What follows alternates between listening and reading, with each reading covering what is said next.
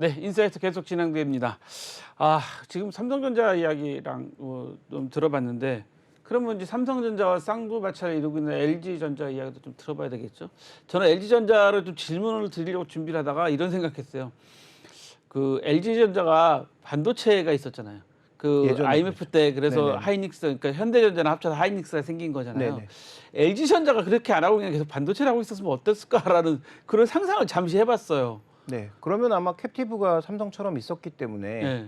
뭐 최소한 하이닉스 옛날 하이닉스가 합쳐져서 뭐 기억하시는 분들도 있겠지만 예. 하이닉스가 한 뭐 100원, 200원으로 떨어졌던 예. 적도 있었거든요. 그러니까요. 그러니까 그 정도 수준까지는 안 되지 않았을까. 왜냐하면 SK하이닉스가 결국은 그 캡티브 자체가 존재하지 않았기 때문에 반도체 가격이 등락이 있을 때 그쵸. 결국은 무너졌던 그렇죠, 그 그렇죠. 역사가 있으니까 그걸 고려하면 제가 보기엔 아마 LG가 가지고 있는 것이 훨씬 더 낫지 않았을까라는 생각을 해보게 됩니다. 그냥 저희가 그냥 단순하게 한번 그 말씀 나눠본 겁니다. 이거 준비를 하다 보니까 옛날 생각이 나서 LG도 반도체를 했었지? 라는 생각이 들어가서 좀 말씀 여쭤봤는데요. 자, LG전자 1분기 기대해봐도 됩니까? 일단 1분기가 전반적으로 다시 조금 올라올 것 같기는 합니다. 왜냐하면 뭐 아시는 것처럼 우리나라 4분기 실적이 안 좋은 이유가 뭡니까? 예상과 안 맞는 이유가 보너스 얼마 줄지 애널리스트가 예상할 수 없거든요. 그러니까 성과가 좋았다면, 그러니까 LG전자도 작년 한 해 80조, 매출 80조를 한 거잖아요. 그러면 이 정도의 매출이 좋았고, 그 다음에 전반적으로 3분기까지 실적이 굉장히 좋았거든요. 그러면 당연히 뭐 직원들도 기대감이 생기게 되고, 그러면 뭐 회사가 그 성과에 따라서 뭐 성과급도 나누고 뭐 여러 가지 비용들을 4분기에 몰아서 처리하다 보니까 4분기 실적이 제일 예상과 안 맞습니다. 항상 실적보다 예상보다 덜 나오고요. 그래서 덜 나온 부분이 있는데 실제로는 여러 가지 비용 증가분, 그다음에 특히 재고 관리와 관련된 문제 때문에 4분기의 실적이 예상보다 크게 하한 거죠. 그래서 지금 그 QOQ로 봤을 때는 뭐 90%가 넘게 빠지는 그런 양상이 나타난 겁니다. 그래서 전체적으로 지금 LG전자 1분기는 당연히 좋아질 수밖에 없는데, 그럼 준비된 그림을 한번 좀 보시죠. 1분기가 기대할 수밖에 없는 이유는 그런 여러 가지 이유로 4분기가 항상 마진율이 빠졌다가 매출 자체보다는 마진율 자체가 대폭 증가하는 것이 모멘텀이었거든요. 그래서 지금 대신증권의 예상을 보면 올해 이제 매출 탑을 찍고 당연히 이제 매출은 조금 떨어질 수밖에 없는 상황. 왜냐하면 지금 LG전자의 핵심이 그 가전 쪽인데, 그죠. 가전과 관련돼서는 지금 마진율을 좋게 볼 수 있는 상황도 아니고, 아니죠. 그다음에 TV를 대량으로 작년에 샀던 사람들이 올해 다시 살 리가 없으니까 뭐 떨어질 수밖에 없어서 매출은 떨어진다. 그다음에 이제 이 명목이라고 하는 것은 또 환율의 영향도 배제할 수가 없기 때문에 작년에 그렇게 워낙 약세를 보였던 것에 있어서 달러로 돈을 벌었으니까 매출이 대폭 확대된 거죠. 그런데 지금 다시 원화가 대거 강세로 작년에 비해서는 돌아서고 있는 흐름이 있으니 명목으로는 당연히 떨어지는 거죠. 근데 마진율이 정말 이렇게 올라갈 거냐? 이건 이제 논란거리라는 거죠. 그래서 예전에 항상 좋았던 거의 뭐 두 자릿수에 육박하는 그런 마진율이 아니라 이번 마진율은 거의 제로 수준으로 왔다가 그래도 하이 싱글 정도로 간다라고 지금 증권사들은 예측하고 있는데, 저는 여기에 이제 물음표를 달고 싶은 겁니다. 왜냐하면 일단 재고 처리 비용이 한 분기로 끝날 것이냐 그렇게 생각하지 않고요. 왜냐하면 아마존 박싱데이나 이럴 때 많이 팔리지 않았고요. 그렇죠. 그렇게 할인해서 팔았음에도 불구하고 예상만큼 잘 팔리지 않았고요. 그다음에 그러면 향후 잘 팔릴 거냐, 이번에 뭐 혁신상 받고 어쩌고저쩌고 뭐 얘기 나오고 있습니다만 그렇다고 해서 과연 잘 팔릴 거냐라고 볼 수 없는 상황인 거죠. 그래서 지금 전체적으로 보면 과연 1분기만큼 마진율이 올라오지 않는다면 이에 대한 평가를 우리가 어떻게 할 것이냐, 이게 이제 첫 번째고요. 자, 두 번째로 더 쪼개서 부문별로 봤을 때 지금 2023년도에 뭐가 증가하느냐, 유일하게 증가하는 거 딱 하나입니다. VS, 자동차 부품 부분만 증가하고요. H 부분, TV거든요. 이게 이제 대폭 줄고, 그 다음에 1분기 가장 우리가 기대할 수 있는 건 에어컨이라는 거죠. 에어컨도 줄 수밖에 없다. 왜냐하면 환율 변화도 있고. 그렇죠. 그래서 전반적으로 지금 날씨가 더워지고 있으니까 유럽 지역에서 좀 뭐 매출이 늘지 않을까라고 기대는 하고 있는데, 중요한 것은 유럽의 경기가 생각보다 굉장히 둔화되고 있는 양상이고, 가전 같은 내구재도 뭐로 삽니까? 할부로 살 수밖에 없거든요. 근데 할부로 사는데 할부 금리가 대폭 올랐다. 그것도 작년에 비해서 한 뭐 3배 정도 할부 금리가 올랐다고 치면 내가 이제 여기에 내야 되는 돈도 엄청나게 늘어나는 거죠. 그러면 과연 뭐 200만 원, 300만 원 하는 에어컨을 강력하게 살 수 있느냐, 이 부분도 점검해 봐야 되는 부분이고요. LG노텍의 실적이 일단 줄어듭니다. 작년 1분기보다는. 그렇다면 전 부분 다 줄고 유일하게 늘어나는 것이 이제 VS 하나, 자동차 부품이라고 봐야 될 텐데, 뭐 이 부분은 장기적으로는 좋아질 수밖에 없습니다. 지금 그렇죠. 수주잔고가 올해 매출 정도 되고 작년 매출 정도 되거든요. 그러니까 80조 정도의 80조 잔고를 정도의 갖고 잔고. 있다라는 측면에서 보면 장기적으로는 좋다라고 볼 수 있는데, 지난번에도 한번 언급드렸지만 지금 전 세계 자동차가 다 박살나고 있는 그런 상황이거든요. 주가가. 왜 박살나고 있는가를 따져보면 저는 뭐 결론은 하나다. 올해 자동차 시장에 대해서 실적은 분명히 자동차들이 좋은데도 불구하고 주가가 박살나는 것은 결국은 올해 자동차 시장에 대한 의심을 누군가 하고 있다라는 것이고요. 그것이 그대로 주가에 투영되고 있다. 그래서 우리나라 현대차 기아차 실적이 나쁘지 않은데 주가는 작년 말에 다시 한번 52주 신저가 찍었고요. 이번에 지수가 반등하는데도 별로 그렇게 반등하지 않는다라는 거죠. 그러면 지나간 실적은 별로 관심 없고 향후 실적에 대해서 계속 뭔가 의심하고 있는 게 아닌가라고 결론 지어볼 수 있는 거고요. 이게 현대차만 그런 게 아니고 인도의 타타모터스도 신저가, GM도 신저가, 그다음에 뭐 폭스바겐도 신저가. 물론 최근에 조금씩 다 올라오긴 했습니다. 근데 그 올라온 폭이 지수의 올라온 폭 정도밖에 안 된다는 거죠. 만약에 뭐 IT 종목처럼 뭔가 탄력적으로 움직였으면 뭔가 바닥 시그널이라도 우리가 확인할 수 있을 텐데 아직 그 정도의 상황은 아니라고 봐야 될 것 같고요. 테슬라가 뭐 원흉이라고 하지만 테슬라가 가격 할인하면서 다시 또 이제 주가가 좀 올라오곤 있는데, 그런데 테슬라 같은 차가 이 수요가 흔들린다라고 하는 것이, 그러면 테슬라만큼 나름의 팬덤도 있고 그다음에 미래차의 가치로서 부여했던 것이 흔들리는 그런 구간이라면 나머지는 어떨까에 대한 고민도 더불어서 해야 된다는 거죠. 그러면 VS도 과연 믿을 수 있나? 이게 뭐 이대로 나온다고 친다고 하더라도 전반적으로 모든 사업부가 다 지금 실적이 떨어진다. 자, 이렇게 봤을 때 그러면 1분기에 마진율이 잘 나올 수 있는가? 명목도 떨어질 거고 마진율도 그다지 안 좋지 않나? 이렇게 생각해 보면 저는 LG전자에 대해서는 지금 분할 매수도 1분기 실적까지 확인하고 하는 게 좋지 않을까. 그러니까 최근에 나타난 반등의 성격은 정말로 낙폭과대, 그다음에 지금 여기가 악재의 정점이 아닌가라고 생각하고 있는 것 같은데, 저는 악재의 정점은 지났을 수 있는데 1분기에 나오는 실적과 1분기에 나오는 전반적인 전망의 흐름도 저는 악재의 정점은 지났지만 그 반등폭이 굉장히 작을 수 있다. 이렇게 보고 있기 때문에, 즉 마진율이 그렇게 과거에 보였던 급격한 상승으로 돌지는 않을 거라고 판단하고 있기 때문에 LG전자 같은 경우에는 오히려 단기 반등을 이용해서 비중을 줄이는 게 더 좋지 않나? 이렇게 보고 있습니다. 중장기적인 흐름으로 본다면 LG전자도 현재 매력적인 가격에 온 것은 맞으나 삼성전자처럼 절대 바닥으로 떨어진 것은 아니라는 것이 핵심 포인트인 거죠. 그래서 LG전자는 저는 역시 페어링해서 글로벌 시장에서 같이 움직일 수 있는 뭐 월풀이라든지 이런 종목군들과 하나로 묶어서 보실 필요가 있을 것 같고요. 만약에 전기차의 판매가 뭐 둔화된다든지 하면 그러면 VS 부분의 실적도 다시 적자로 돌아서거나 흑자폭이 미미할 수 있다. 그래서 작년에 얼마나 VS 쪽이 그 이익 났냐 하면 500억 났습니다. 500억. 그럼 80조 매출에 500억 이익이면 별거 아직 그렇게 아무것도 아니죠, 크게 진짜. 기여하고 있는 바는 아니라고 아무것도 봐야 될 것 같고요.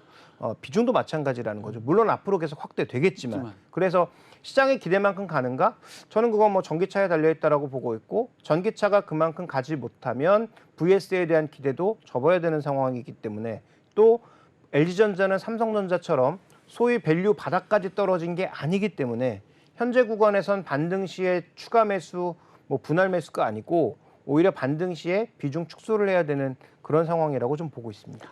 지금 그러니까 말씀 들어보니까 지금 그 재고를 어떻게 정리하느냐 이게 상당한 중요한 것으로 생각이 됩니다. 사실 저도 지금 세탁기를 살까 말까 지금 고민하고 있는 상태이기 때문에 좀 세일할 때 사야지 그러고 기다리고 있는 상태인데 그렇다면 뭐 많은 분들이 이제 가전 제품 재고가 어떻게 될 거냐라는 거가 하나 있고 지금 말씀하신 것처럼 낙폭과대 때문에 이런 반등 현상이 보이고 그다음에 그 전반적으로 다 이익이 다 줄어들 거고 상황이기 때문에 단기적으로는 뭐 그렇게 전망적이지 않지만 장기적으로야 뭐 현재 가격에서 할 수 있겠지만 1분기 실적을 보고 좀 분할 매수를 하더라도 1분기 실적을 좀 제대로 보시고 매수하는 게 좋겠다. 네, 뭐 이런 말씀인데 네, 일단 반등시 비중 축소, 그다음에 1분기 실적을 보고 다시 재진입 이게 나을 것 같습니다. 그다음에 그럼 수급은 뭐 다 해도 된 건가요? 나는 수급도 중요하다고 생각해요. 아까 말씀하신 것처럼 지금 우리 명목 때문에 환율 문제도 있고 뭐 여러 가지 있지만 사실 우리나라 주식시장은 환율도 상당히 중요한 부분도 차지하고 있는데 수급에 관련된 건 뭐 아무 문제가 없을까요? 네, 일단 그 연말에 그 대거 들어왔던 게 뭐 예전보다 작긴 했지만 금융투자의 배당 관련 매수가 그쵸. 대거 들어왔죠. 예. 그러면 배당락 이후에는 당연히 그게 매물화될 수밖에 없는 그쵸. 상황이거든요. 근데 지금 더 문제는 우리 시장의 거래 대금이 양 시장 합쳐서 10조가 안 되는 굉장히 작은 시장입니다. 한때 우리가 양 시장을 포함하지 않고 거래소만으로도 거래 대금이 하루에 20조였습니다. 그렇죠. 근데 지금 양쪽 합쳐서 10조가 안 되는 시장이라는 거죠. 그러니까 프로그램이 1,000억만 나와도 지수가 한 10포인트는 출렁출렁 움직입니다. 그러니까 그런 구간에서 예전보다 덜 들어왔는데도 그 매물을 소화 못해서 연말부터, 즉 배당락 이후부터 연초까지 흔들렸던 거죠. 그러니까 준비된 그림을 보시면 이게 아마 1월 6일자 리포트였던 걸로 제가 기억을 하는데 2010년 이후에 평균에 보통 한 4조 정도 들어왔다가 이게 이제 다 쭉 빠졌다는 거죠. 근데 이번에 얼마 들어왔느냐? 3조 정도 들어왔다. 그러니까 예전보다 덜 들어왔는데 그리고 덜 들어오고 그러니까 덜 들어온 만큼 덜 빠졌는데도 불구하고 시장의 거래 대금 자체가 워낙 작다 보니까 이 정도의 매물에도 시장은 뭐 추풍낙엽처럼 흔들리는 모습을 보였던 거고요. 그러면 이 매수가 약간은 왜곡성 매수가 있었고 그런데 이 매수는 배당을 노린 매수기 때문에 절대 호가를 끌어올리면서 사지 않죠. 그렇죠. 왜냐하면 호가를 끌어올리면서 주가가 높아지면 그만큼 배당 수익률이 그렇죠. 낮아지는 거니까 그렇죠. 현재 구간에서 들어왔던 이 3조의 매수는 굉장히 바닥에 깔아놓은 그런 매수들. 그래서 낮게 체결되어야 자신들의 수익률을 높일 수 있는 그런 매수였고 반대로 매물화할 때는 그게 상관이 없죠. 이미 배당을 받은 거니까 그때부터는 그냥 던지는 그런 매물화가 나오면서 시장의 변동성을 탄 거기 때문에 이게 이제 일정 부분 3조 가량 들어왔다가 지금 거의 해소된 것으로 나오고 있잖아요. 그렇죠. 그래서 금융투자 쪽에서 여전히 매도를 하고 있지만 이건 뭐 최근에 신규 매도, 그 베이시스에 따른 신규 매도라고 보는 것이 더 합리적일 것이고 이 매물은 거의 소화됐다. 그래서 어떻게 보면 이 매물을 소화했기 때문에 연초에 조금 힘들었다가 지난 주말부터 시장이 반등을 시도하고 있는 게 아닌가 이렇게 볼 수 있는 상황입니다. 그러면 지금부터 중요한 것은 외국인의 매수의 연속성이 계속 들어오는가라는 부분. 그 다음에 아까 언급해 주셨던 환율이 계속 원화 강세로 가면서 외국인들이 살 수밖에 없는 압력을 만드는. 그러니까 원화가 강세가 되면 외국인들 입장에서는 그냥 가만히 현금 들고 있는 것보다는 주식 들고 있는 게 더 낫고 주식 들고 있다가 환율의 효과까지 있다면 그냥 주식을 들고 있는 게 주식도 올라갈 거고 환율까지 효과까지 더해지니까 더블업 효과가 있는 거거든요. 그러니까 그런 측면에서 긍정적일 수 있는데 또 여기서 중요한 것은 그러면 환율이 달러가 약해진다고 해서 과연 우리나라가 미국보다 성장률이 낮아질 텐데 실질 성장률이 낮게 지금 보고 있는데 그러면 성장률이 낮은 우리가 1,200원 아래로 내려가는 게 맞나? 이런 생각도 해보실 필요가 있는 거죠. 그러니까 수급 쪽에서도 지금까지 나타났던 그런 과도한 매수 유입과 과도한 매도 출회 때문에 출렁였다가 다시 회복되는 부분이 있음에도 불구하고 과연 장기적으로 좋아질 거냐에 대해서는 좀 물음표가 달려 있습니다. 그래서 외국인 매수가 정말로 강력하게 시장의 모든 매물을 받아줄 만큼 계속 들어오지 않는다면 이 수급 상황에 의한 긍정적인 흐름도 일정 부분은 뭐 제한적일 수밖에 없다라고 봐야 될 것 같고요. 그러면 이제 마지막 남은 구원 투수는 누구냐? 연기금이죠. 그죠. 그러니까 연기금이 작년에 우리 시장에 전혀 도움 준 게 없고요. 유일하게 하나 샀던 게 LG에너지 솔루션이었는데 올해 11월 말에 62만 원 꼭지 치면서부터는 적극적으로 줄여서 오히려 여전히 연기금이 주식을 잘 안 사고 있는 측면이 있는데 올해 과연 자산 배분을 연기금이 어떻게 할 거냐.